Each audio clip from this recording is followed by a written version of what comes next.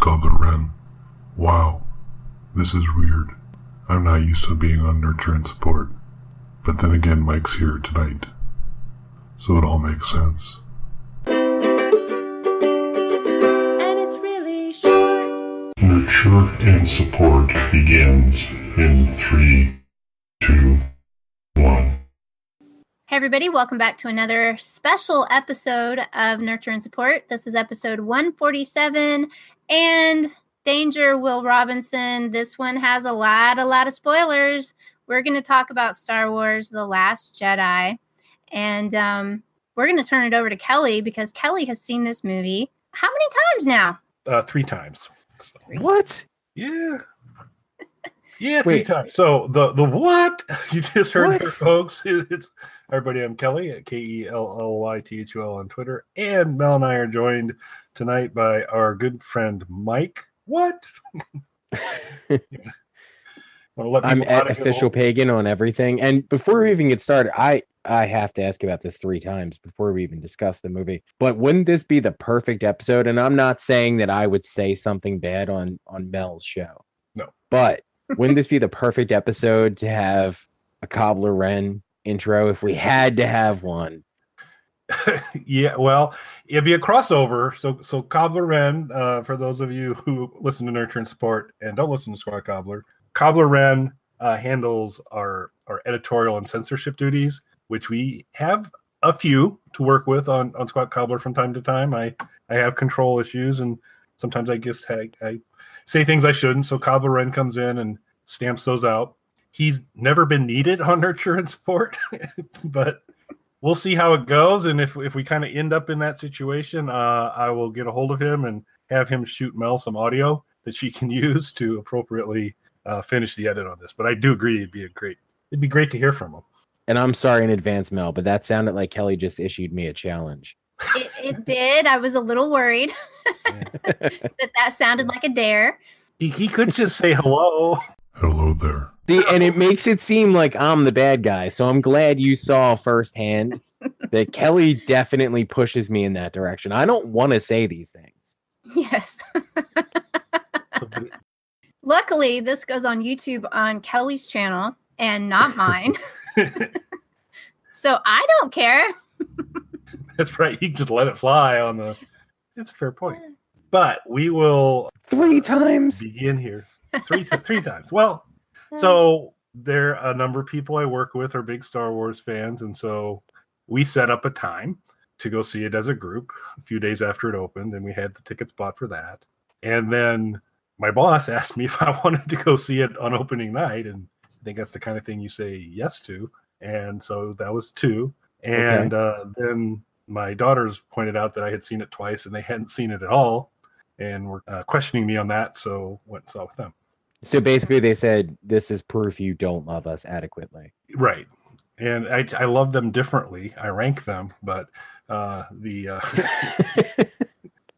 disproved their theory and went with them a 3rd time. Yes. So I do probably have hopefully the most retained. We'll see how it goes. But I thought what we do is kind of go through the movie a little bit and talk about some things we liked and didn't like, and kind of go from there. And actually, maybe what we can do is start off with maybe what each of your favorite parts of this movie were. There was a portion of this movie, so this was probably my favorite scene or my favorite set of action. Now we'll follow that up with the converse. But to start off with, what was, out of the whole thing, Mel, what was the highlight for you? Well, this is going to be odd, I think, for most people because it didn't have a huge thing to do with the overarching story, but I have to say probably the part that I enjoyed the most was Finn and Rose in Canto Bight. That was fun, a lot of action, lots of little alien critters, because y'all know I'm going to love those goat, dog, horse things. I'd have to say I enjoyed that part of the movie probably the most because it was just fun and more lighthearted. Mike? Well, first off, just to set a baseline for everybody, because I don't really talk about Star Wars a whole lot on social media or anything like that. So to give everybody an idea, my top 3 Star Wars movies right off the bat, Ewoks, The Battle for Endor, the Star Wars Holiday Special, and Phantom Menace. top 3 Star Wars movies, because I just want you guys to understand how You're such deep a my troll. fandom goes. You've established quite some cred there, Mike. I want everybody to understand this. Yes. Before we did this, I was talking to my guitar player Corey's girlfriend, and she's a big Star Wars fan, and I was asking her, like, what were some plot points that she was really into or scenes she was really into. Somehow she started talking about Phantom Menace and defending it, and I, like, without breaking my gaze with her, I started texting Corey with my phone sort of down on my side saying, "Dump her." She wasn't defending Jar Jar, though, was she?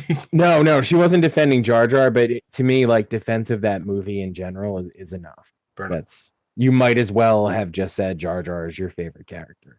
Off the top of my head, and it's the scene that affected me the most. It's not even my favorite part of it, because I love the Finn and Rose stuff, like Mel just said. I thought all that stuff was really cool. I like how it felt different. It felt like I feel like the Star Wars universe has such a distinct look to it and a distinct color palette and feel to it. That whole sequence with them just felt like it was something different. Like you were watching a different movie for a minute or 20 minutes or however long they were there. But I really liked that. I thought that was cool. Like, this is the first movie I felt of the Star Wars movies that actually took us somewhere different out of the established universe. And I thought that was really cool, but I did talk to some people who weren't as excited about that. They liked everything with the more traditional Star Wars look and feel to it. But the scene that really affected me the most is when Luke milks the manatee-giraffe thing on the side of the cliff. Now, I went to an exhibit about sea creatures once, and they talked about how manatees were a likely source of mermaid myths. Like, very lonely seafarers would see manatees off in the distance and think those are attractive women. In the moonlight and with enough to drink, those were attractive women. Now, I know Kelly is always down for some man on manatee action. For me personally, though, that scene was odd. And I know it's really small, and a lot has been said about it already, I'm sure, online. And I know it's a really short sequence, but it just really deeply affected me. And as gross as it is in the initial watching of it, the thing that hit me and that I couldn't shake, and I don't know why, but I couldn't shake after I saw it, was when he chugs the milk from the bottle and it's running down his face. The first thing I thought, and I said this to the person sitting next to me in the theater, was, "That's not pasteurized." I do not know why that was the first thing out of everything that was happening to me in that scene, like visually. Maybe it was just too much for me, and I couldn't process everything that I was seeing. So that was what I had to focus on. Yeah, that's a memorable moment, to say the least. It was one of a couple scenes in this movie that I was like, why did we need that? There was odd choices made in this one. There were. So for me, my favorite parts, it was the humor. Some of the best, most enjoyable parts of Star Wars for me in the past, original trilogy specifically, is a couple moments of lightheartedness and humor that's executed pretty well. It's not like Oscar Wilde clever wordplay or all that, but it's kind of a funny little moment. And I thought this was one of the few of the recent Star Wars that have come out that really was able to successfully on multiple occasions elicit legitimate laughter from the theater. The whole deal with him telling Rey to reach out, and she physically reaches out, and he takes the reed and is rubbing it under her hand and goes, "Oh, you feel it? Oh, it's strong," and all that kind of stuff. I just thought it was hilarious. And the whole flipping the lightsaber at the beginning also was a kind of unexpected and fun thing. So I liked the humor in it quite a bit. So you guys may be more knowledgeable of the overall Star Wars universe than I am. I've never read any of the books or comics, and my exposure to the video games is pretty limited. I've only played a few of them. It seemed to me, like, it's interesting that you mentioned the humor, because it seemed to me that this had the most overt, sort of jokey kind of feel to it of all of the Star Wars films. I'm not counting like the Ewok movies and stuff like that are more geared towards kids, but of like the core Star Wars movies, I don't remember any of them having this much sort of humor brought to the forefront as this had, like actual like one-liners and sort of sight gags and stuff like that. And by sight gag, I don't mean the chunky green milk in Luke's beard. All that was a literal sight gag, I think you could say. I think it was slightly heavier in terms of humor than other ones. Mel? I think this was a lot of the stuff you were bringing up, Kelly, to me, is they were trying, to me, what it felt like was that they were trying to evoke the feel of when Luke went to Dagobah and met Yoda and how quirky and weird Yoda was. And to me, all of that felt like they were trying to show that Luke had almost reached that point like Yoda was, in that he was so, one with the Force, that he had gone off a little bit and his sense of humor had gotten very odd. And also to show that he was the same sad, mopey Luke that he's always been.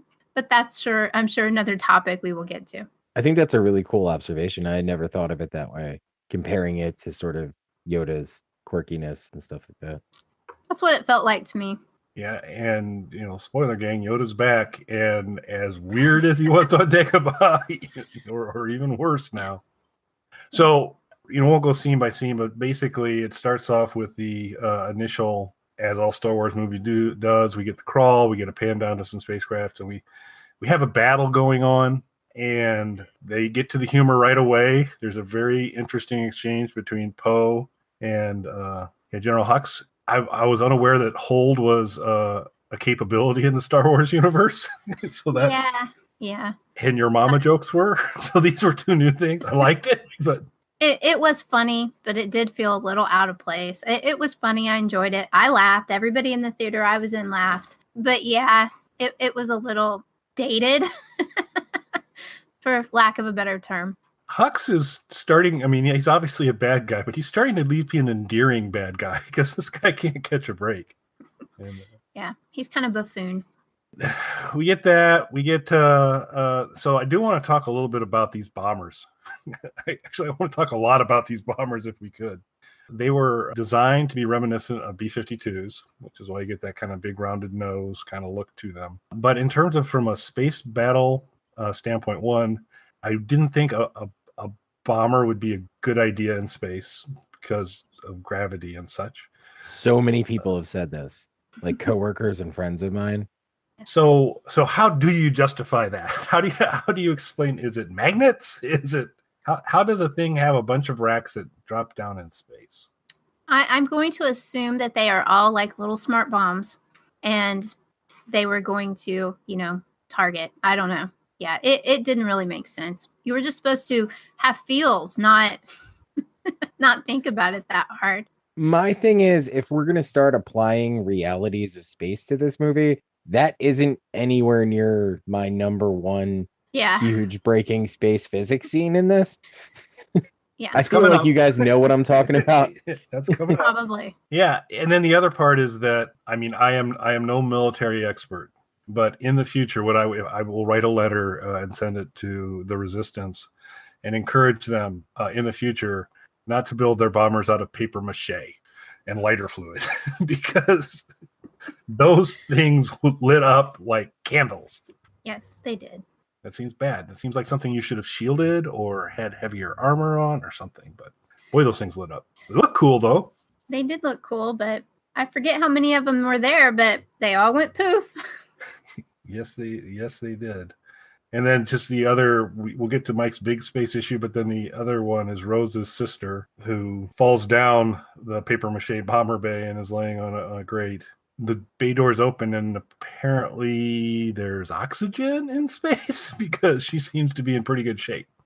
I am assuming, seeing as how this has happened or continues to happen a couple of times in the movie, that perhaps there might be some sort of force field. No, but if there was a force field, they wouldn't have blown up quite so easily.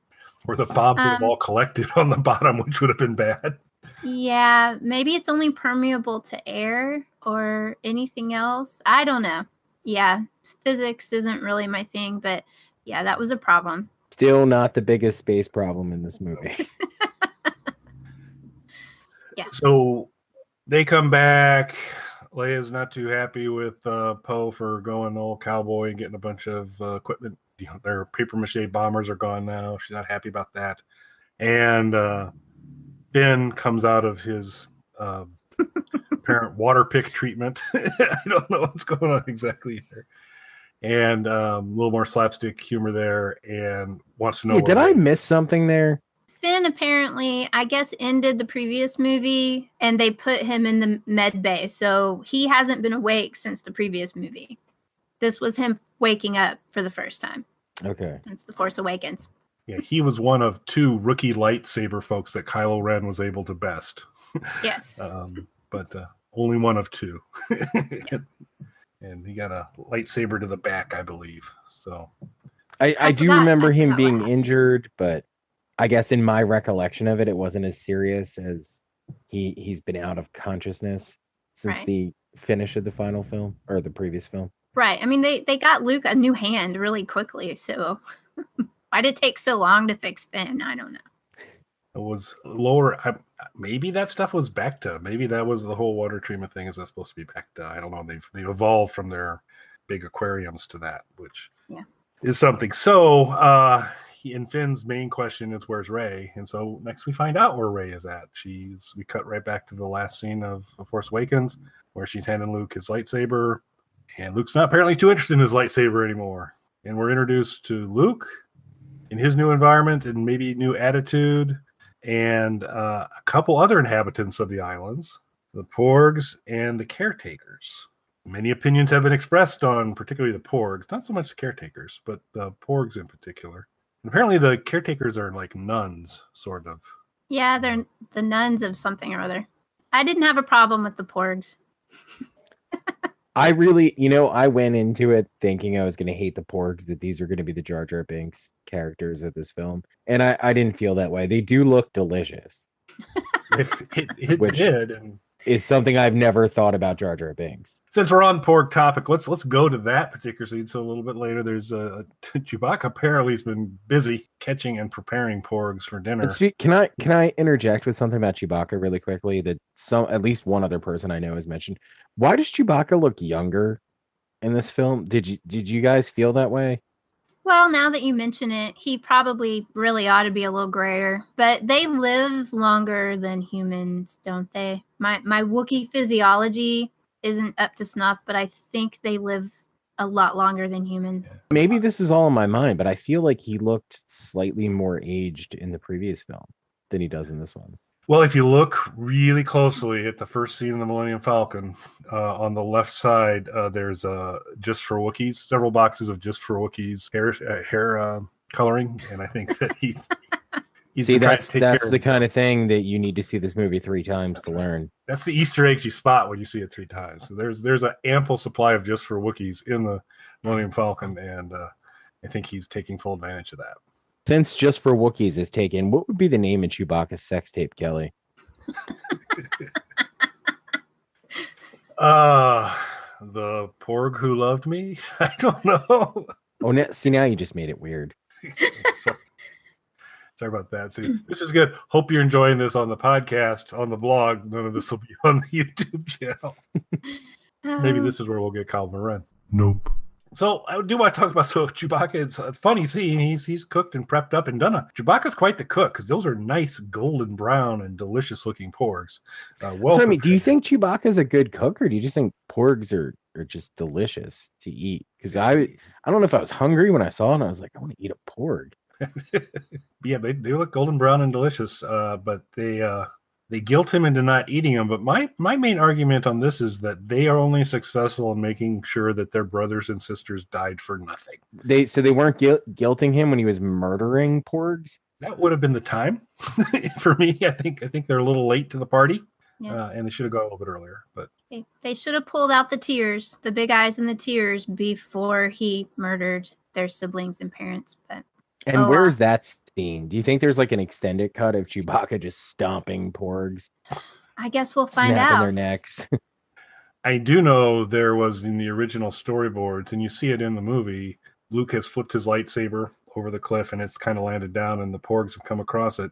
and they're kind of stepping on it and working around it, and one's kind of looking down the barrel of the lightsaber. There was a storyboard early on where the porg stepping on the lightsaber actually ignited it, and it went through the other porg who was looking at it. Well, I'm glad they cut that because that's just cruel. Yeah, so wait, we're not allowed to see the porgs die, but we see the manatee giraffe get milked. Yes. Yes. Like, all right, I get that you don't want to see. I'm fully against the milking of the manatee giraffe. That was weird. So, but Mel, like, if you had to choose one or the other, like, what's the lesser of two evils for you? If this is the Trump-Hillary choice that you have to make. Well, then I think he can milk the manatee. It didn't die. I don't want the little porgs murdering each other with lightsabers. So delicious. It was involuntary porg slaughter, though. It was, like, the manatee milk does not look delicious. Which one would you rather put in your mouth? Manatee milk or a porg? Vegetarian. Neither. Sorry. So I don't want the little furry penguins to die. Come on. Well, penguins are evil. You just made this an incredibly easy choice for me. Okay. We'll stick a little bit more with Luke's bucolic life. So, Mike, you're a big fisherman. I know a lot of times you just like to spin yarns about fishing. And you're a fly fisherman, I believe. As I oft do, yes. You got waders that you wear for both fashion and to fishing. I actually initially got them only for the fashion, and then I was informed that fishing was a thing. So as the most professional fisherman on this show, what are your thoughts on Luke's approach to fishing, which apparently requires him to be as far away from the water as possible to spear a fish? Is that how you would have approached after you had feasted on manatee milkshake and decided it's time to go fishing? Do you say, let me get to the highest point in the island and have a spear that'll work, or would you take a different approach? I would take a completely different approach. Go nowhere near the water. I would use the Force the way that Kylo Ren or Darth Vader force choke things to just yank a fish out of the water. Maybe that's laziness, but that's what I would do. I also don't know. Like, I want to see. I hope they make a prequel to this where we see him on this island. So we're presuming, and I understand that this is, a galaxy far, far away, but we're presuming, I guess, that the water surrounding the island is salt water and Luke can't drink it. What makes you milk the manatee, though? Like, what? Like, where? I want to see that thought process. Like, I get killing a fish and eating it. Yeah. Like, it's probably because you're going to cook it or cook a porg, and like it. For the most part, like, if you cook something enough, you can safely ingest it. Whether or not it's good is, a questionable thing, but you could safely eat it. It's the milk thing that's really bothering. I'm never going to get past that. Like, what was the first time? Like, we benefit if you drink milk, and if Mel is a vegetarian, she does not. But like, if you drink milk or whatever products you use, you benefit from the fact that someone else tried that first. And I'm okay with that. I don't want to be the person who looks at an animal and was like, I wonder how tasty their lactations are. I'm not that guy. I'm the guy who hundreds of years of prepackaged food I can buy at a grocery store. Like, that's me. I'm not Luke looking at that manatee giraffe. Like, that's some form of sustenance for me. And I would not fish. I would force choke fish out of water. Okay. I'm going to presume that the nuns possibly told him he could milk the manatee giraffe. Well, now you're taking the fun out of it. I know. But we do find out after the milking scene that the caretakers are natives of the island. So I am assuming they helped him learn what was safe to milk and what wasn't. That's Island 101. It's always the first thing you cover. What is safe to milk on this island? It's safe to milk. And I want to see the 3 hours before he met them that he was trying to milk a porg. Yeah. Well, I was getting ready to say that we don't ever see Luke hunting and eating the porg. That's true. Yes. So they might look delicious, but they may not taste all that great. Either that or the caretaker. Do they even produce milk? No, they don't. They probably, being furry birds, regurgitate food for their little baby chicks. But I'm just guessing there it is Star Wars. Perhaps. I mean, I didn't see nipples on the porgs. Kelly, in your 3 times viewing this, was there a wardrobe malfunction with the porgs at any point? Well, it's the kind of thing I keep my eye out for, but I did not. Even in IMAX, it appeared that the fur was uninterrupted. So I have to say, I did not notice that. So it's only the sea manatees that are milkable. We hope. We hope. That's all we got. Maybe there's some deleted scenes where Luke's going around milking all kinds of things. Fingers crossed. Maybe that'll be in the, on the DVD. Yeah, I mean, Mel is probably right. Obviously, the natives put him on the right path. But I would like to believe this was a long process of trial and error. Yeah, I'd like to believe that was a joke. And we told him to milk these. And it's and that's entirely possible. We are talking about Luke Skywalker, after all. He's not always been the most competent individual. So yeah, he's like a hillbilly, right? So maybe he knew that. Or he's just adventurous in milking random animals. Well, so we established it in the first movie, episode 4, he drank blue milk, which is bantha milk, which are the large woolly mammoths. Ah, I forgot that. So there's another milking scene that fortunately we missed. And that could have happened here too. Why couldn't he have just had a nice big glass of green milk and we could just say he got it from somewhere? Right. But Kelly and Mel, you guys land on an island, right? Do you start milking stuff? This just doesn't seem like a natural thing for me. Well, he's been there for a long time, so we don't know how long it took for him to resort to milking the manatee giraffe. And by the way, I don't know what those creatures are called, but from now on, they're manatee giraffes. That needs to catch on. They are actually, I can't remember the full name, but it does include the term siren. So you think about the sirens back to our conversations. They are actually, siren is part of their name, and that's a pretty weak siren for me. Yeah, they're not very alluring. It blows like snot out of the top of their head too, which seemed bad. Kelly, body shaming isn't cool. So, well, let's move on to a little more of that then, shall we? Throughout the rest of the story, Kylo Ren and Rey have developed this kind of connection where they can talk to each other and they kind of explore. There's a lot of kind of conflict and there's this kind of connection between there. This connection happens multiple times through the movie. One of the times we're treated without really any additional context to a shirtless Kylo Ren chatting with Rey, and she kind of asked him to put a shawl on, which I thought was interesting request. He declines. So the thing I like about that scene, obviously, other than his sweet, sweet chest, is if this connection is happening randomly without them consciously provoking this, then it's going to happen at sort of awkward moments. So I feel like that was the PG-13 way of handling that. Yes, that was kind of my feeling on it too, that they were unguarded at that moment, and so their forced connection connected them. And that was the point of the shirtlessness, though I could have done without it. So I feel like everybody could have done without. Yes. So I'm incredibly comfortable with nudity. As anyone who's been around me for long enough will tell you, I am overly comfortable sometimes with naked people. That was the only time, and I'm also a guy, so there's really, that was the only time I think I've been uncomfortable by a topless man in something. As soon as that came up, and this is nothing against Adam Driver. I think he's right, a perfectly good-looking gentleman. I don't know. There was something weird about the whole presentation of it. It's because it's Kylo Ren, I think. Nobody wants to see Kylo Ren naked. It doesn't have anything to do with Adam Driver. I like Adam Driver. And that's the thing. Kylo Ren. I would totally tap that. But it was just more there was just something about it where I was just like, oh, God, no. This is weird. Couldn't they just had him go into the bathroom or something? Yes. Oh, yeah, that'd been a lot better, Mike. Good thinking. It made it a lot more comfortable for everyone involved. But I imagine, when he's in the bathroom, he has his full, the helmet's on, the cape's on. Yeah.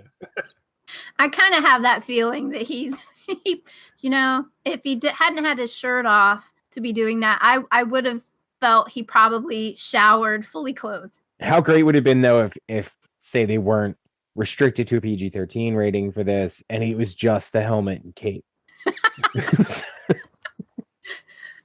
If you added Hux into the room too, that would have been phenomenal. Like, and they slowly reveal it. Like, it's just Ren's face. It's confusion turning to horror, and you slowly pull back, and it starts with like a tight shot of that mask. You slowly pull back, and you see the cape over the shoulders, and then you realize the chest is bare. Oh. I think you've thought about this a lot, Mike. It seems like this is my fan fiction that I'm working out for you guys. I think you should finish this. I think you should finish your fanfic and put it up. I should. Yes. And I want Hux sitting at a little table watching. Uncomfortably. No, I think he would be totally into it. Too comfortably. Yes. So as things are progressing, moving off of Mike's scene. This is never going to make it on Kelly's YouTube channel. Most of this is going to be heavily edited. Be about a 5-minute episode. There was a new Star Wars movie. Good night, everybody. Good night. In case you haven't seen it. Spoilers. So in some of the early battle scenes, eventually Kylo is able to lock in on the main bridge area of the lead resistance ship, and is about ready to hit the trigger because he knows his mother is there, and at the last second he backs off. But there were 2 accompanying TIE fighters who didn't get the memo, and they blast the bridge in, a bridge that contained fan favorite Admiral Akbar, also on that bridge during that explosion. Yes. And everybody gets sucked out of the bridge and dies. Well, almost. Everybody gets sucked out of the bridge into space, and they're obviously not in the atmosphere because nobody's falling. They're suspended in space, and things seem to be starting to freeze. But Leia bounces back, scrappy individual that she is, and uses the Force to return to the bridge, looking to me like Mary Poppins. And so Disney does own Star Wars now. We not only have to throw back to the original trilogy, we have to throw back to other Disney movies. So, Mike, is there anything about this scene you'd like to talk about? Nope, perfect. Oh, God. Totally plausible. So obviously, in a movie where this happens, where Princess Leia is essentially killed, thrown into the freezing vacuum of space, then Superman's her way back to the ship, comes back to life, and Superman's her way back to the ship. Any talk about the bombs dropping becomes pointless. Once we've established that clearly there are no physics to space, there are no rules to this. Yeah. Mel, how'd this scene go over for you? Because this is my most problematic scene in the entire movie. I mean, there were parts of this movie I didn't particularly love, but this one, I love Princess Leia. I live for General Leia, but this particular scene, I'm assuming that she was supposed to have used the Force to accomplish this feat. Now, since I haven't seen the movie but one time, I don't remember the chain of events, but it did occur to me at some point that perhaps it wasn't actually her. Maybe it was Kylo that helped save her, but I don't know if he had already turned back at that point. But I was desperately looking for an explanation for that. But for her to suddenly exhibit Force powers of that magnitude, I love her. She's awesome. So much better than all the Skywalker men, but I didn't like it. Yeah, I love the Leia character, even with the little creepy incest thing we got in the original trilogy. But yeah, no, I can't accept this scene. This didn't happen. They need to take this was like George Lucas meddling with it somehow. So did you guys see? Are you guys Indiana Jones fans at all? Yes. So did you see the Crystal Indiana Skull movie, the Kingdom of the Crystal Skull, I believe it's called? Yes. So like multiple times during that movie, I remember just thinking, and then finally saying it out loud, like, Bad word. this movie. And this Yes. and I think that this was the first time in a Star Wars movie that I said that. And mind you, there was 3 movies with Jar Jar Binks. And this was the first time in a Star Wars movie where I was like, Bad word. this movie. Come on, guys. Yeah. That's why I had to come up with my alternate theory of perhaps Kylo did it. I No, don't and see, know. that would even, like, I still wouldn't like it, but, like, No. at least it's some sort of explanation for what you just saw, because Right. you get no explanation for it. Right. And no one seems fazed by this, or at least not as much as they should be. Right. Yeah. And If we're ever on a spaceship together, and I get blown off of the spaceship, and then I Superman through space back onto the ship, like, question that. Don't just accept that that's a thing. Like, that spaceship's going to be going in reverse the second you leave the bridge. there is no way possible you're going to be able to Superman back on board. I guarantee it. Even if we have to open fire, whatever necessary. Done with love, but that's what we'd have to do. Yeah, this was the scene that also just kind of took me out of the movie for a second, because I was just like, really, I'm kind of cool with the idea. They want to demonstrate. We already know that Leia has Force capabilities, and if they want to demonstrate she's really kind of enhanced those, that's fine. But have her still on the bridge holding crap together or something like that to stop everybody from flying out, or lifting a girder up or something like that. But don't have her Superman back into the have ship. her bring herself back to life in space, floating in space, and then fly back to the ship. Ridiculous. The only thing that can save this scene is if she had bumped her head on the way into the bridge, like the stormtrooper did. No, I may have just left at that point if that had happened. Because that was so early in the movie that I may have been, oh, this is hopeless. I just have to leave. Or it turned into some crazy, like, psychedelic sequence, and you cut back and it's like Rey on the island and she ate some weird mushrooms. Or milked the wrong manatee giraffe. She got some of that manatee giraffe milk and is just tripping balls at this point. I would have accepted that. I think the hallucinogenic manatee milk is in the upper udders, and the lower udders are the healthy. Kelly has experienced all sets of manatee udders. He's been doing some research. Yes, indeed.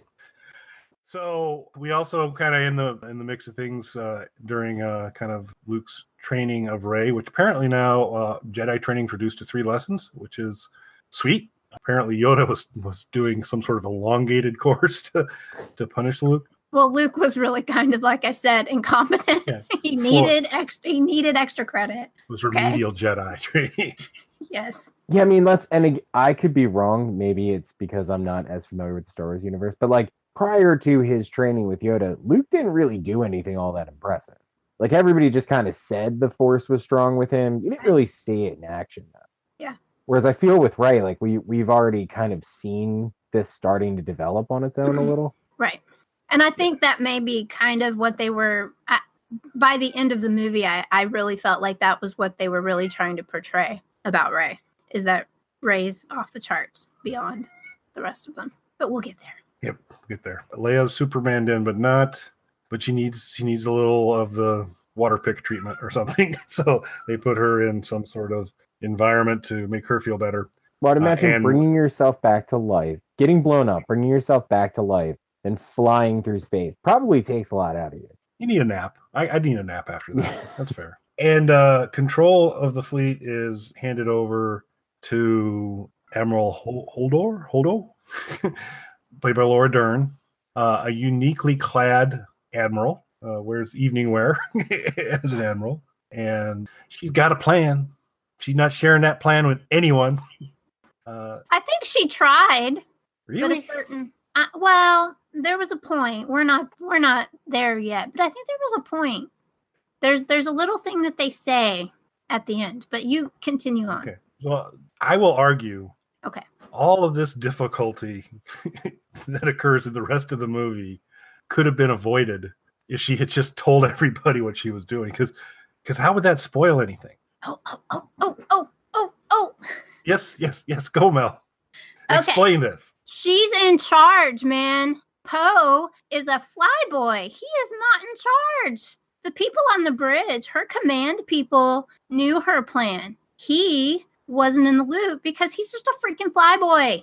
She wasn't beholden to tell him what the hell was going on. See, now you're going to get me fired up. I have to side with both of you guys on this, because I agree that she should have shared the plan with everybody, but I'm a huge Laura Dern fan. I don't know about you Yes. guys. I was so excited when you saw her character, like giddy when I saw her character. I love Laura Dern. She can do whatever she wants. So That's right. Yeah. So I'm still sticking with that. She knows that Poe's a bit of an kind of impulsive flyboy Hmm. and a problem solver, can solve things his own way, a bit of a maverick, and is not happy not knowing what the plan is. And it seems like a very logical conclusion that if he doesn't find out what the plan is, he's going to go off and do something. And it would be pretty easy at this point to say, hey, this is what we're going to do. Shut up and sit down, because it's a good plan.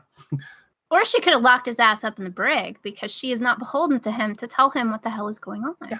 I'm firmly in the camp that Poe Dameron was completely in the flipping wrong in this entire sequence of events. I want to agree However, with Kelly still, but Laura Dern. Okay. Laura Dern can do anything she wants. Right. Well, I don't care if her I plan liked sucks. Poe. I liked Poe in the first movie. I did not like Poe in this movie at all. He was a jerk. He does really pretentious overstep his. jerk in this entire movie. I did not find him. He was occasionally funny, but I did not like his character in this movie at all. Even if the whole point of it was to teach him a freaking lesson, didn't like it. However, at the end, as he is enacting, do we want to jump to his plan? Go ahead. Go right ahead. Okay. When he is enacting his plan, one of the people tells him that she's looking for him. And to me, that was possibly indicative that she was getting ready to clue him in on the plan, but he jumped the gun and led a mutiny before she could tell him what the plan was. And then he's got a gun in her face. So. There's a porg by Mel right now. I know. So, my cats are hungry, and they have come to tell me about it. Laura Dern does not need to tell me any of her plans. I will follow That's her right. anywhere. I mean, It's Laura freaking Dern. Yeah. She can do what she wants to do. that's right. And you're just super awesome Laura Dern self, and to get all these people killed because moron is going to go take off and try and do something and cause trouble that you could have totally prevented if you had just said, hey, they're not scanning for small ships. We're going to send a bunch of shuttles over there's a base there. It's fortified. We're all going to be able to get over there. They're never going to know. You don't tell the janitor what the great plan is. He is out of the chain of command. You don't. He is not in the chain of command. Just because he's pretty and everybody likes him because he's a charismatic flyboy does not mean that he's in charge. Sorry. All right. No. Didn't realize No. we were going to get this hostile. I'm sorry. He was not in charge. He had no right to know what the plan was. He was outside of the chain of command. So he was not entitled to know what the plan was just because he's a pretty flyboy. So there you go. However, he helped get Finn and Rose to Canto Bight, which was a fun part of the movie for me. So there. So say thank you, Poe Dameron. No, screw you, Poe Dameron. Your favorite part, the part of the movie you said was the highlight. He's basically the author of it. He created it. It was his gift to you. And you can't even give Poe Dameron a little thing. To make up for the fact that he was a jerk the rest of the movie, the entire part of the movie, except for his funny hold part at the beginning, he was a jerk the rest of the movie. So Santa Claus is surly most of the rest of the year, but on Christmas he gives you presents. He's still a good guy, right? No, I'm not fond of Santa Claus either. I hate the holidays. All right. You like Laura Dern, right? Are we all on the same page? Laura Dern's Yeah, awesome. I love Laura Dern. She's awesome. Laura Dern is awesome. She always makes any character she plays really charismatic. I'm just not sure evening wear is the ideal admiral wear, but she looked great in it, and she Laura was Dern definitely can wear in whatever charge. the hell she wants. That's right. And she doesn't have to check with Poe Dameron to make sure. That's right. She doesn't owe him a damn thing. That's right. So, as Mel's alluded to, her favorite character, Poe, helps support a plan as a new character who now is hanging to hang out with Finn, and they're going to go to. And so this was, when this was a kind of very difficult plot to fully understand, but it had to be, we've got to go to the lead Star Destroyer to shut it off because it's the only place it is unless they find us, and then they'll just turn it on in another one. So I wasn't exactly sure of all the mechanics here, but basically they need to get on Snoke's ship to shut off the Back to the Future device that is allowing them to track them through light hyperspace now. And apparently, Maz is on Snapchat or something in live streams on a regular basis. And she was able to kind of fill them in to say, you need a code breaker, and there's a guy at this casino who looks like James Bond. Go get him, and you'll be all good. And so they take off to this really kind of neat new world of the one percenters, the arms dealers who make great money and drink a lot and play variants of Star Wars casino games. And race goat, dog, horses. They race goat, yes. Which I don't know. I didn't catch what those things were called. So I didn't see anybody trying to milk them though. I think they might have kicked. They didn't seem as placid as the manatee giraffes. No. Yeah, and we see that some people are pretty oppressed on this on planet, and to help support it, and the animals are oppressed that they kind of have run like greyhounds or horses or those types of things. And so you liked this scene. So this was your favorite kind of part of it. Was it just kind of the world building and the characters? Yeah, I liked the feel. I liked the feel of it. It was of course richer and brighter than say the cantina scene, but to me it harked back to the cantina scene of all the different aliens doing their thing and not caught up in this whole resistance thing. And it served a purpose to teach Finn about the haves and the have-nots of the world and show him the way things go. And ultimately, kind of the point of the end point of the movie about hope takes place right here. So I liked it. I know I've seen other people didn't like it, but they put out an entire book of stories on Canto Bight that I haven't read yet that just came out before the movie came out. So if anybody's interested in finding out more about Canto Bight and some of the characters that you saw in that scene, there's a whole book with stories written by really good people that you can check out too. That's pretty cool. Yeah, I saw a lot of people before I saw it, a lot of my friends had already seen it, and they sort of alluded to this scene as something that they didn't like, as being they felt visually it was like too far removed from the Star Wars universe that we've known up until this point. But I feel like this is one of those things where it's almost like, I'm going to use music as an example. Like if a band who's really well established kind of makes a record that's in their traditional sound, their fans are going to bitch that it's the same thing. Then if they change it, they're going to bitch that it's too different. I feel like that's what this is. Like you can't please everyone.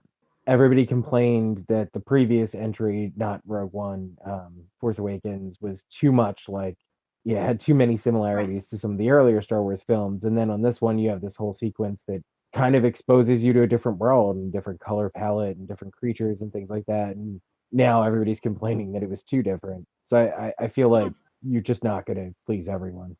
I think it's a big universe and there's a lot of things that they have to explore. And so I didn't have a problem with it at all, obviously. I liked the feel of it. It was funny, but now, also do you think that they serious.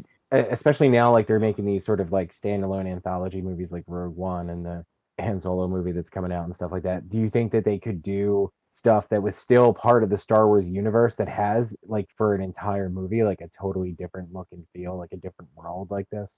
I think they could, but I've been reading a bunch of the books, the new books that they've been putting out since they, rebooted all of this since The Force Awakens. And that's what they're really trying to do with a lot of the books is expand the universe, because they threw out, there was a huge library of books that were used to be the real story, and they've now been rebranded as legends.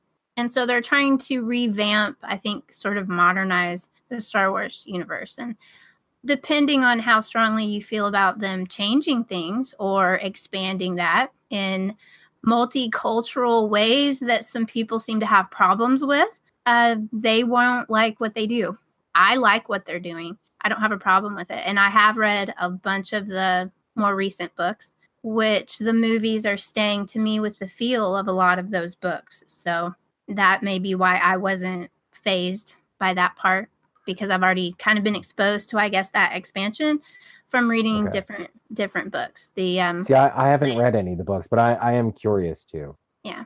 And I didn't mind this whole sequence and the kind of different look to a different world and stuff like that. I didn't mind it, but I do get it. I knew watching it right away that this is what they were talking about that was too different for them. Right.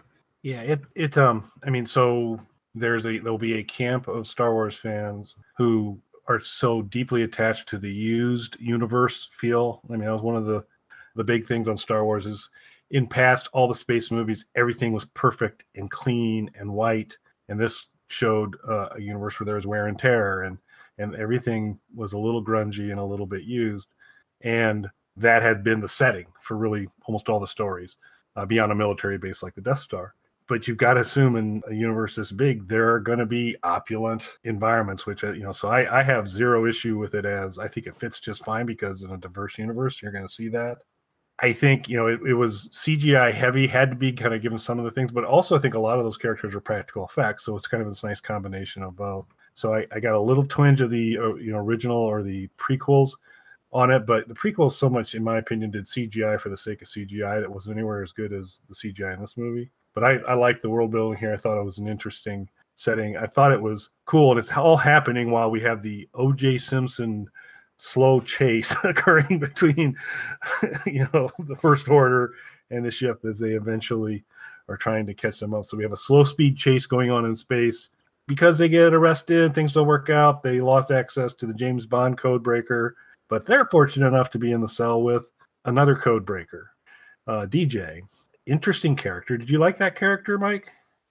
I kind of mixed feelings. You? I did. First of all, the performance I liked quite a bit. I did think the performance was strong. I don't know that I loved the character. Yeah, if that makes sense. Yep, he's got his flaws, that's for sure. But I thought it was an interesting character, and I thought this section when they're actually on the ship and Finn's very much about there's good guys and bad guys, and all these people here sell stuff to the bad guys, and him kind of stepping through the log and going like, oh, you're right, selling to bad guys, and brings up an X-wing and goes, oh, selling to good guys too. I thought it was just kind of a world-weary kind of point of view. Mel, what were your thoughts? I liked the character. I believe in the book I was talking about called Canto Bight, his story is in that book. There's a story with his character to give you some background information. But I liked his character, and that what you said about him giving a world weary kind of view to it. That to me, that was really what that entire Canto Bight whole thing was about. Was expanding the universe to teach Finn ultimately there are good people and bad people, because we glossed over how Finn and Rose met during my rant about Poe. Because Finn was running away again. Yes. And Rose stopped him. And so Rose becomes sort of his moral compass here of trying to teach him there are good people and bad people. And so we're seeing the evolution of Finn breaking his brainwashing from having been a First Order stormtrooper.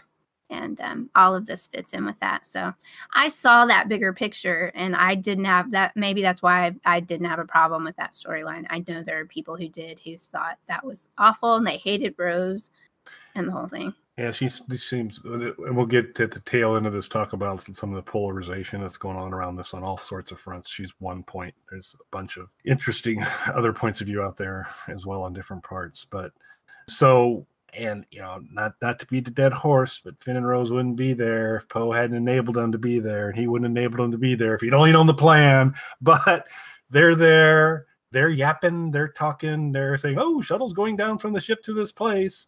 And which becomes collateral for DJ to fill in Hux and Phasma on what's going on. So basically, while I think it's a great storyline, the primary result of their storyline is getting a bunch of people killed, is what's gonna happen here. But at least Phasma, we finally get to see her in full glory doing amazing things and have a huge scene, and we see why she's no, we don't. That's not what happens at all. Don't rub it in, because Kelly knows how excited I was to see Phasma, and they have hyped her up, and she's never in the damn movie.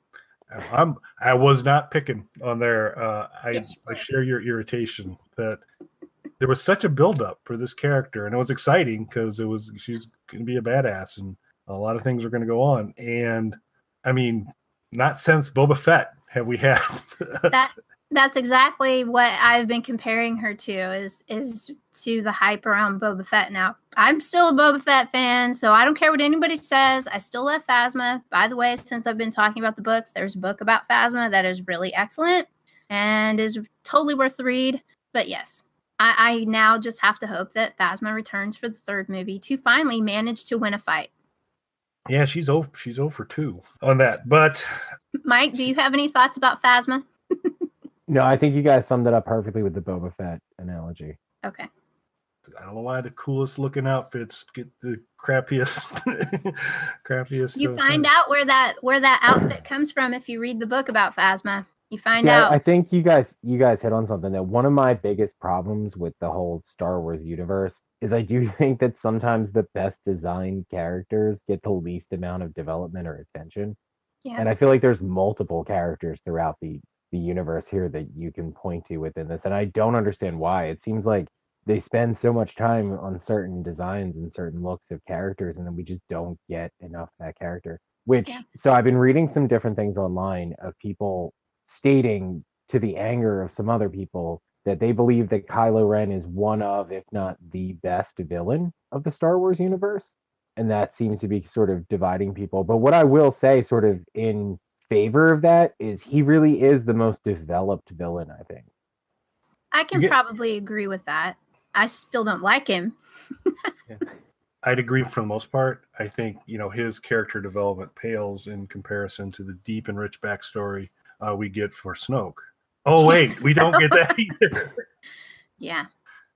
Doesn't mean you know nothing about Snoke. You know very little about the Emperor prior to him. You know Darth Maul basically is the Boba Fett of the prequel trilogy, and there was all that build up of him as a character, and he's not in the movie for very long.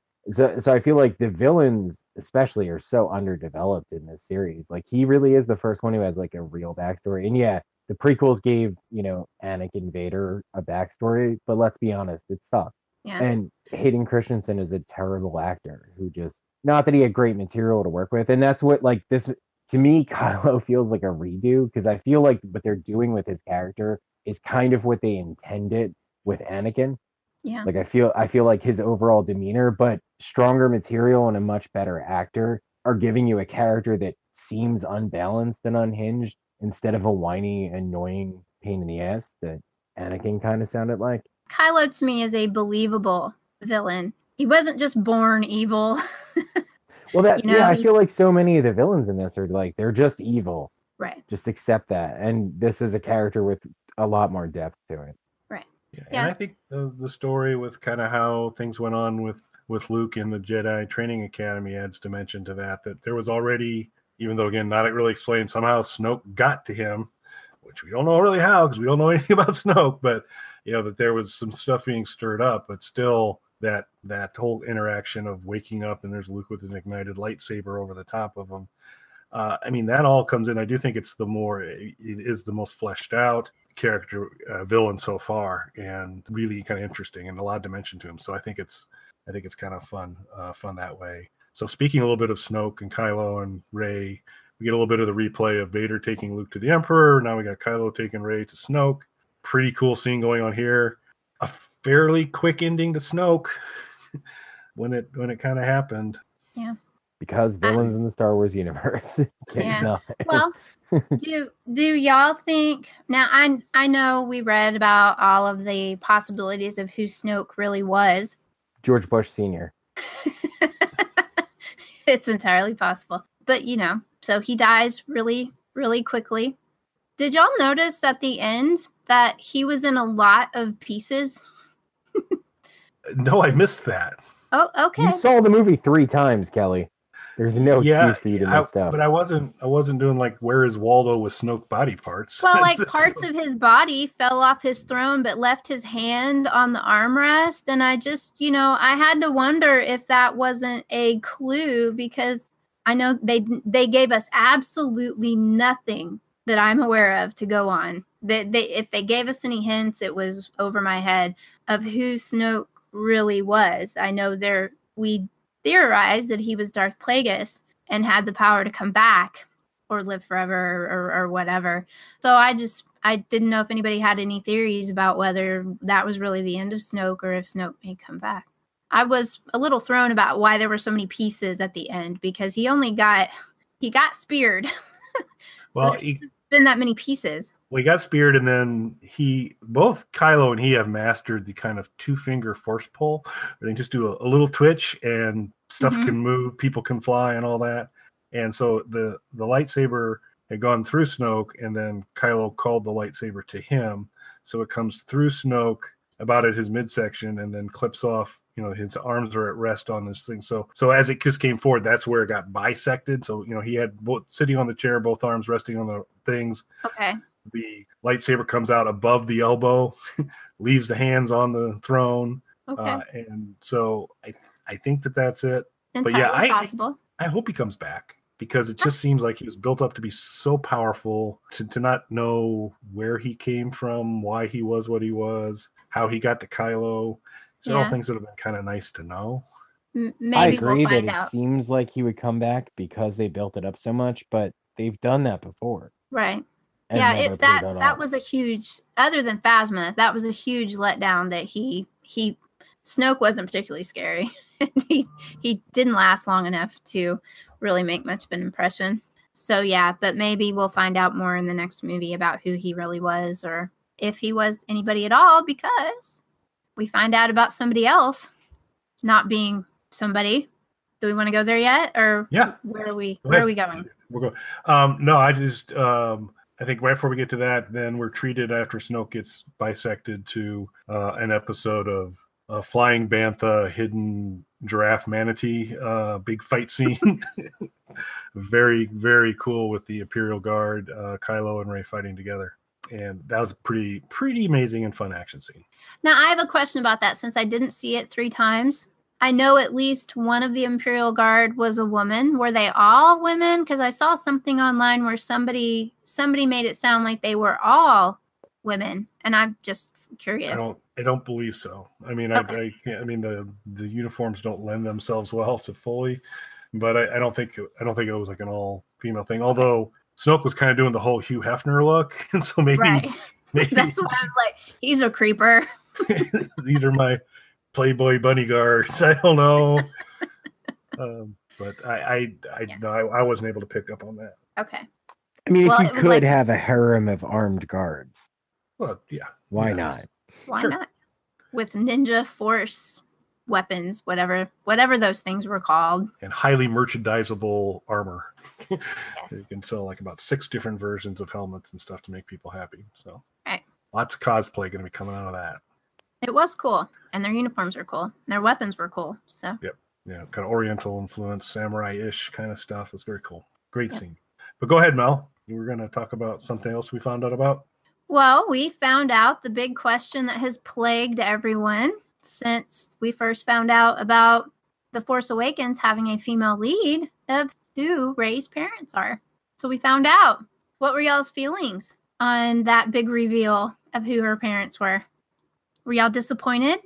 I feel like it would have been cheesy to make her a Skywalker or somehow related to them. So I was glad. Like, I hope that it really is the direction that it goes in. Because I don't think it matters. Like, I don't think they need to validate her being an awesome character by having her be related to a previous character.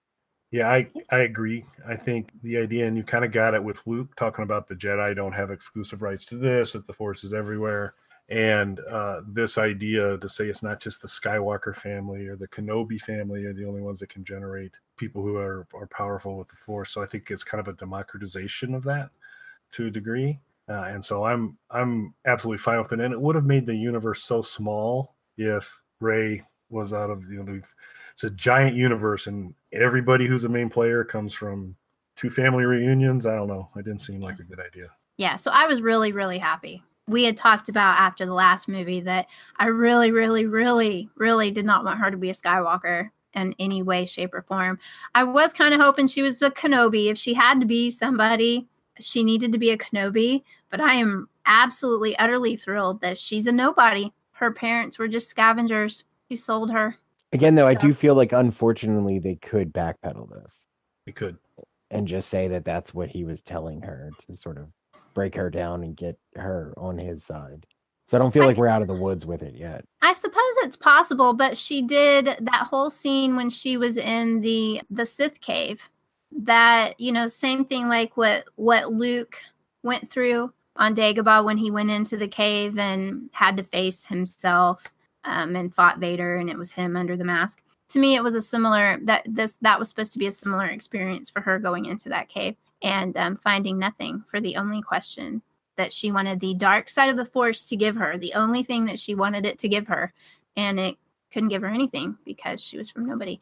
I hope they don't walk that back because I really like that, and I really think it fit with the overall message of the story they seem to be trying to tell in this particular movie. So I liked it. I was really happy. Oh yeah, I really hope they don't walk this back at all. Yes. But I was really worried that she was going to still be a Skywalker, especially when they started to try to play that romance angle with Kylo, because, after Game of Thrones, incest is apparently on the board for everything. And I was getting worried. Incest is so popular right now. It needs to stop. So that wasn't a pro-incest. Let me just clarify. I wasn't like incest is awesome. It was more like incest is a popular story device, it seems, at the moment. And I don't really get that. But yes, I was that was for one of the reasons I was worried, is because it has cropped up in all sorts of things lately. And I was like, oh, please don't do that. Please don't do that in Star Wars, especially as everybody tries to go back with Luke and Leia. And to me, even as a kid, I always felt that was one-sided on Luke's side. I never really thought that Leia was, to me, obviously always playing him off of Han, because if you could have Han, would you want Luke? I mean, come on. So anyway. So thanks to Rose and Finn and Poe and Laura Dern, the 3 remaining resistance fighters make it down to a highly armored facility. A big door. Big, huge door. I'm sorry. I do have a question. Okay.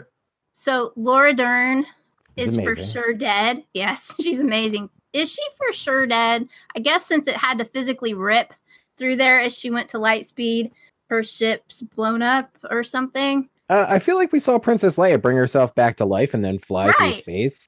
So I'm going to say no. Okay. Because I would love it if she managed to come back, but I kind of have a feeling she might be dead.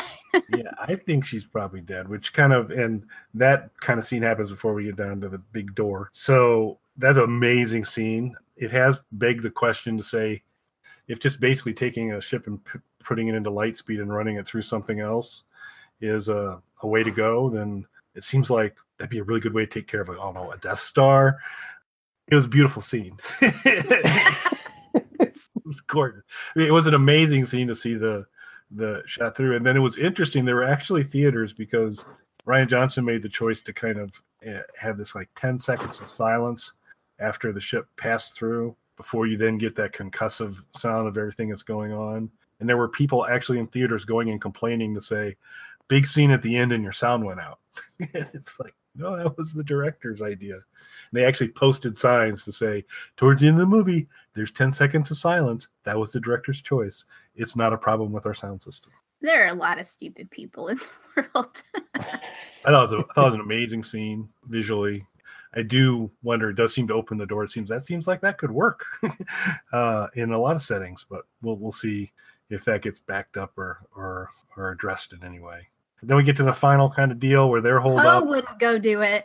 As much as you might like him to. So we're on the planet Pokemon, where there are crystal foxes. And it's great. More Pokemon. Those crystal Pokemon foxes crate. are really, really cool. I did like those crystal foxes. Yeah, they couldn't sneak up on anything, though. They'd be clinking and clattering all the way through. They were cool looking, though, that's for sure. And eventually Luke comes back, faces off with Kylo Ren, after we get to see some super big new walkers, gorilla walkers, which were kind of cool. And a big scene there, some more humor in there. Luke was pretty cool, did some Matrix moves, and ends up at the end that he was force projecting the whole time. This whole crate scene with the speeders, with the walkers, with the Luke and Kylo scene. Your guys' thoughts? I liked the Luke and Kylo aspect of it. I kind of felt the speeder part could have been shortened or cut, because as usual, I felt this movie was too long. I feel all movies are these days. 2.5 hours is too long. But yeah, I didn't need the speeder scene. I know why they did it, because it harkens back to the Battle of Hoth. Yep. But I know why they did it. I just didn't think it was necessary personally. And I loved Hux. Hux again. He's becoming. I didn't like him in the first one. I really liked him in this movie. Yeah, I really liked all the Luke and Kylo stuff. The speeder, I could take or leave, but the Luke and Kylo stuff was all great. And again, it went to further develop Kylo's character in a way that we haven't gotten with film in this universe. Yeah, and I love the Kylo development. I laughed every time, and a lot of the theater did too, when they're facing him off, and Luke turns to Kylo and goes, "I'm sorry," and then Kylo goes, "I bet you are." It was just kind of petulant. It was still an awesome scene. Well, that is who Kylo is. To me, that's why Kylo is the most believable villain that they've had, because he is like every nerd who has ever wanted to get back at the world by becoming an evil villain. To me, that's who he is, and that, like you said, being so petulant about everything, and so over the top with everything that he does, to me is what makes him more as a believable villain. It's also why I can't stand him. And I'm sorry, I've told Kelly this before, but there is no redemption arc for this character. If they redeem him, I will be so pissed. It does seem like they're trying, though. I know. I'm hoping that's a false flag. Like, how far do you have to go before the character just can't be redeemed? Right. I'm hoping that he will be the one time they go, nah, we can't fix him. We're just gonna kill him. We're just gonna get rid of him. He can't come back from this. But yes, that is what they were very much trying to make it seem like. So I'm hoping they were just leading us down a false path. So I'm sorry, Kelly, I interrupted you. Oh, no problem at all. There were just a couple things. One, the part I thought visually this was cool, and I do think it ran a little long, but the speeders were there, so you could get those really cool shots of them digging up the red dust, and some beautiful imagery is all really cool and fun to watch. They were obviously working hard to be about as reminiscent of Hoth as you could, but then they also kind of worked in little things like having the guy reach out and touch the ground and taste it and go, "It's salt." And I was waiting for him to turn to the camera and go, "Not snow, because this is not Hoth." But it was, right. But there was that. But did you guys notice during the battle sequence that you had to have noticed they featured Kylo's feet a lot, as he would like run by and slide and scrape off the salt and expose the red. And then if you watch Luke's feet, as he slides around and moves and will reposition and slide his feet, no red ever shows up. I mean, I totally missed that. I did not see that at all, but that is part of the benefit of seeing it 3 times. Yep. Yes. And voraciously reading a bunch of spoiler stuff too, to say, "Hey, did you see this?" It's a pretty kind of a cool little thing to kind of check out as you guys work to catch up to me on a number of views. Obviously, if he had really been there, he would have brought some porgs with him. But well, there were just for snacking. With some milk and a canister of milk. Yeah, there are still porgs on the Millennium Falcon. Yes. So they'll be with us, and so Rey comes, lifts a bunch of rocks, lets everybody out. Obviously, Rey's has continued to enhance her powers a little bit. We didn't really mention Yoda made a reappearance as Luke was considering burning down the tree with all the Jedi stuff. It was kind of a fun scene. We talked a little bit about it. Yoda says something in that scene about Rey has everything she needs. When they cut to the last scene in the Millennium Falcon, when Finn's pulling out a blanket to put on Rose, in that drawer, if you watch that again slowly, all the Jedi texts from that tree are now on the Millennium Falcon. So I did manage to catch that. He's being pretty literal about her having everything she needs. So we'll have to see. So real quick, since we're a recommendation show, if we've kind of gone through all of this, I wanted to kind of get our recommendations out, and then I just wanted to take a moment or two longer, because we've talked a lot about this, but I wanted to talk about other people for a second. But for us, for the 3 of us, and I'll be happy to start off. So Nerd Transport is a recommendation show. I do recommend, even though we've completely spoiled the entire movie for you, if you haven't seen it and you've listened to this, if you haven't seen The Last Jedi, I'd recommend seeing it. enjoyable. It has its flaws, but it's still entertaining, and there's some cool world building, and it's fun with a few problems. Mel, would you recommend or not recommend? For the same reasons, I recommend it. I've been struggling with. I don't think I liked this movie as much as I liked The Force Awakens. But you obviously, if you're a Star Wars fan, have to see this movie. It wasn't bad. It wasn't the best Star Wars movie by any means. I think they did an important task of moving the story forward, and I am excited to see how they try to at least wrap up this chapter of the story in the next movie, which we'll get in 2 years. I don't remember the time frame. I do recommend seeing it. It was good. Mike, I know you want to recommend the Christmas special, but we're talking about this movie. So. No, you know what? I thought this was a really good movie overall. There's definite problems with it, and even the stuff that I didn't have a problem with that I can understand where other fans would be a little thrown by. I definitely had a problem with the milk scene though.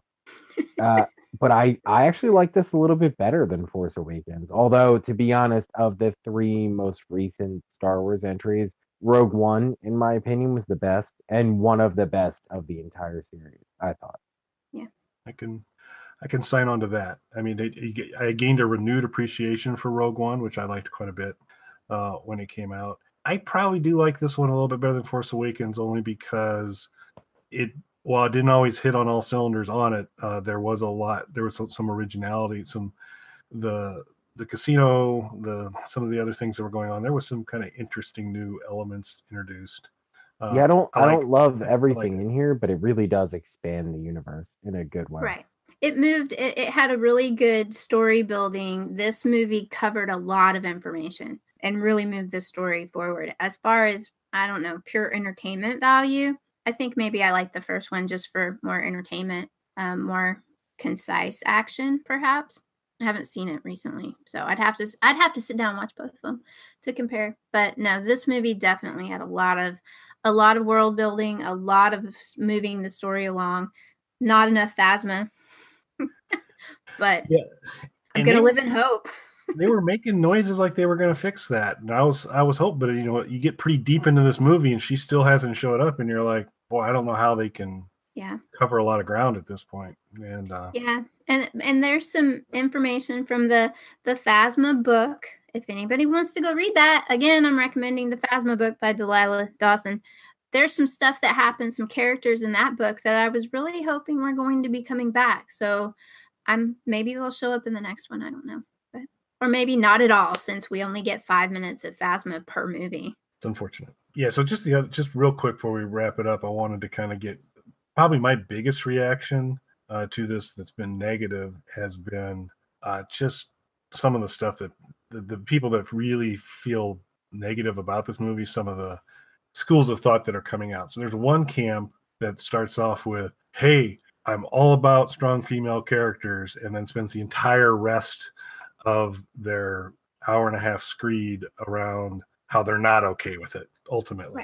Right. And I don't, and this whole Kathleen Kennedy's kind of trying to turn it into a feminist universe and all these types of things. And I think the idea of, what's wrong with that?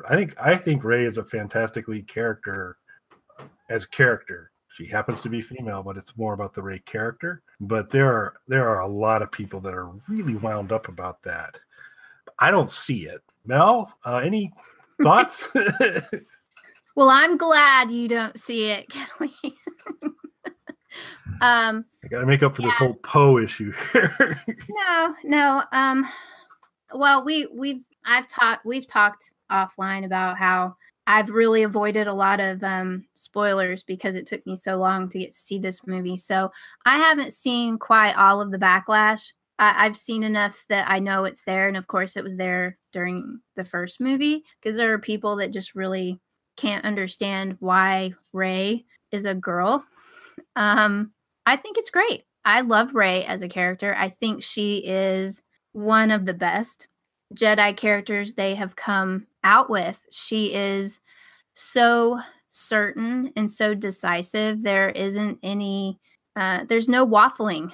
She isn't like how Luke was so unsure of himself and was really kind of whiny and kind of mopey. And here's Rey, who's had a crappy life on a crappy planet, probably worse than Tatooine ever could have been. And she's one of the strongest people we've ever seen in the Star Wars universe, and very, very decisive about what she wants. Like Luke says, when she first finds that that cave, how she didn't even back off from it. He saw that as a bad thing. She's not scared, and that doesn't necessarily mean that she's going to go to the dark side.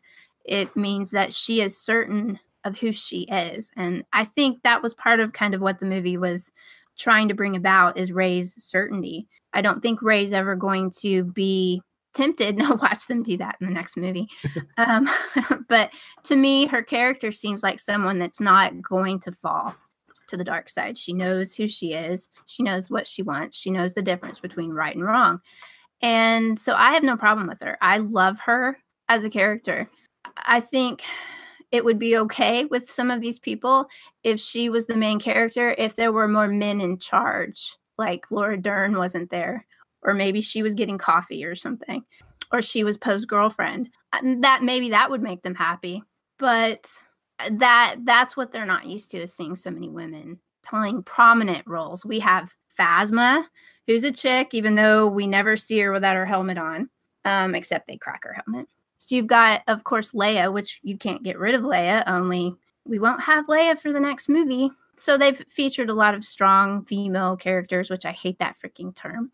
So they're just trying to equal it out, and there are people who are never going to be happy with that because they think space is supposed to be entirely populated by men. So and Mike, Laura Dern is awesome. Yeah. So Mike, once you recover from Mel suggesting that Laura Dern could be Poe's girlfriend, because I know that probably shakes you to your core. Did just a little. As a I didn't suggest that. As a fisherman and a man, Mike, was your masculinity eroded at all by watching The Last Jedi? No. So the only female character that I have a problem with in this is Leia, and it's because of the ridiculousness of her return to the ship. It has nothing to do with her being a female character. It's weird to me, I guess. I don't know. And maybe I shouldn't understand it, but I don't understand what the backlash is against the Rey character. Like if she were like a shitty character, then yeah. If a character sucks, they suck. But like the gender of the character shouldn't matter. And this is something where, Princess Leia is, this, or General Leia now, is such a prominent character. Like I don't understand. Like I feel like we had a strong female character already in this. I don't see how adding more strong female characters to it is eroding from it anyway. Anything you can add Laura Dern to as well. And unlike Kelly, I'm not a sexist who says that a woman can't do her job because of what she's wearing. I didn't say that. That's 100% what he said. So Kelly said some interesting stuff tonight. These are things that Mike said Kelly said. That Kelly's saying some interesting stuff tonight. But I mean, Laura Dern is awesome. I would follow Laura Dern anywhere she wants to go. Laura Dern, tweet at me. But no, I think Rey's a great character, so I don't know what the complaint is. And let's just really get down to the heart of it. There's nothing in the rules here that says there can't be a lead, female Jedi. And besides, come on, it's not like they're trying to make her a Ghostbuster. Oh, you have to bring that up. Yeah. Yeah. So what Mike's saying is no.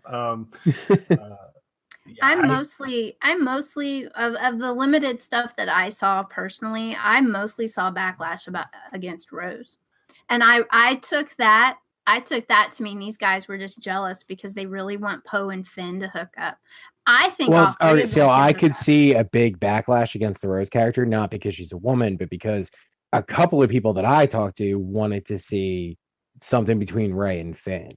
So I don't think it was a gender thing. And I'm all for it. Listen, in my erotic fan fiction, Poe and Finn, that's happening. They're stealing the shuttle together, and instead of going to find their code breaker, they're taking that shuttle straight to name withheld. That's why we love you, Mike. Apparently the title of the next Star Wars movie, but probably not. Name withheld. A Star Wars tale. Maybe that's the name of this episode. Shuttle to name withheld.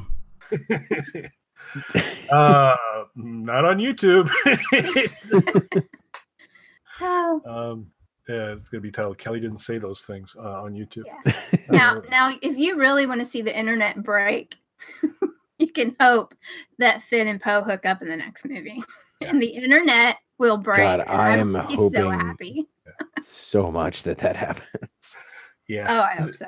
Yeah, I mean, so there's the Rose haters, there's the Rey as a lead haters, and I think a lot to both of your points too. If you really sit back and reflect on it, the strongest, most logical together person through all of these movies has been a female. Yes. Whether it was Amidala, Leia in the original trilogy, or now Rey. I mean, that's if you really step back and look at it.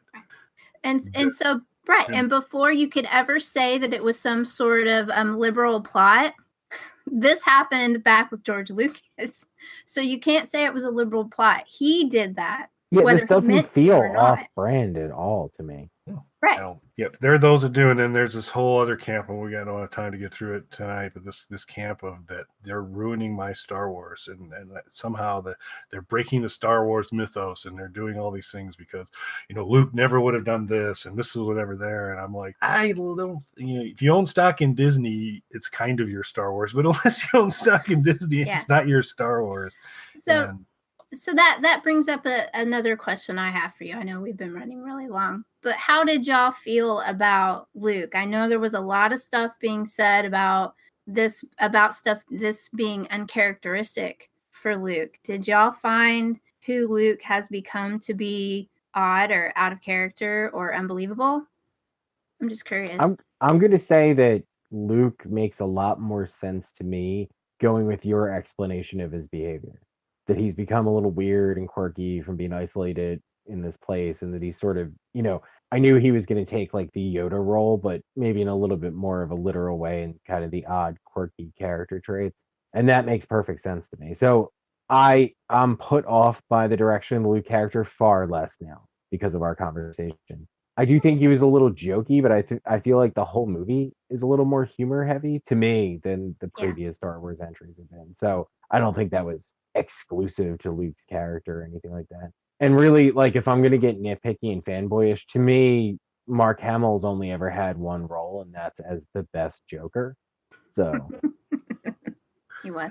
I think it is one of, people's lives can go lots of different paths, and this does not seem to be that unbelievable that we've already established from the moment we learned Luke and his dismay in not being able to go to Tashi Station, that he doesn't handle disappointment well. And this whole process of you're trying to raise a new group of Jedi, and your sister's son goes to the dark side underneath your watch. You momentarily contemplate killing him. That's a lot to come in that you might not. If he had actually killed him, though, like if he successfully killed his nephew, how do you explain that to your sister? He possibly would have turned at that point. I mean, that seems like that's given into a lot of stuff. And maybe then he just would have taken over the universe himself.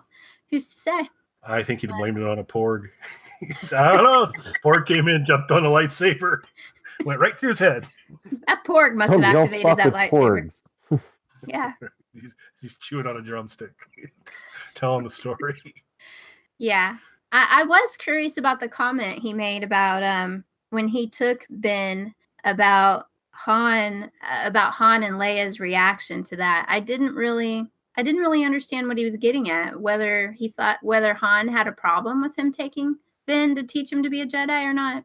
Maybe the novelization will explain that more. Yeah. I read that as, because he said Han was Han about it, and which is Han never put a whole lot of stake into the Jedi stuff, and oh yeah, go ahead, whatever. I still think it's kind of hokum and all that.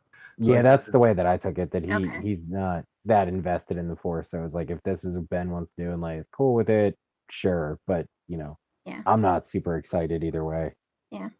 Well, I didn't have a problem with Luke's character. I didn't think it was out of character or unbelievable. And caveated that absent Mike's Joker assignment there. I thought this was some of his best stuff. I thought Mark Hamill did a fantastic job in this movie.